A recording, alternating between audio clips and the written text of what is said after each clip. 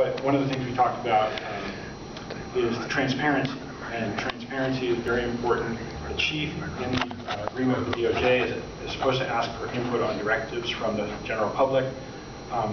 The BHU advisory committee that talked about, Mr. Mayor, the BHU itself, the Behavioral Health Unit, was created without any public discussion, and then the advisory board was appointed and the members' names weren't made public. It meets in private, and so decisions that they make, including their decision to have Officer Burton, who was involved with the death of James Chassie, one of the people in the mobile crisis car, was not subject to public discussion or review. So we are looking forward to some kind of opening up of that process. Anybody who's seen Alien Boy knows what a person might think who has mental illness and sees Officer Burton approach them from a mental health car, sees his name tag, and knows what he was involved in previously. So we're not sure that was the best decision. Anybody who's seen Alien Boy also knows that there is a pattern and practice of police use of force against peaceful people with mental illness or who appear to have mental illness. There's no question of that. Unarmed people like James Chassie, or people carrying phone handle like Merle Hatch, or people carrying a crafts knife like Jack Collins, or people with an aluminum push rod from a door in a mental hospital like Jose Mejia. The judge will see this pattern, I'm sure.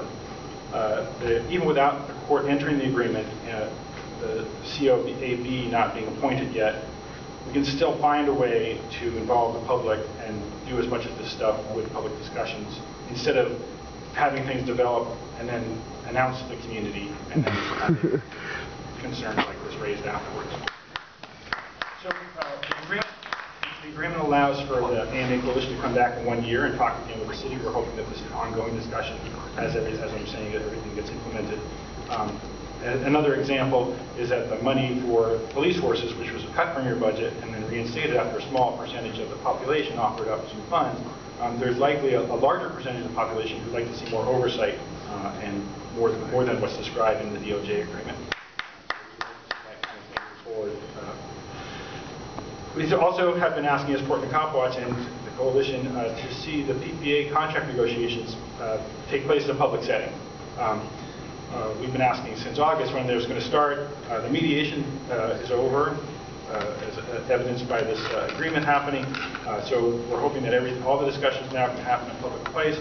We support the right of people to collectively bargain for fair wages and benefits, but where things get tripped up is when it starts setting public policy.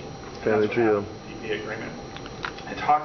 The DOJ agreement talks about the IPR, our oversight body, doing meaningful investigations, but it doesn't spell out what that means. So this is an example of something that may affect the collective bargaining details, but not the right of the PPA to collectively bargain. And we're hoping that means that the judge will move forward with the settlement agreement without tying it up with the bargaining process. State California riding.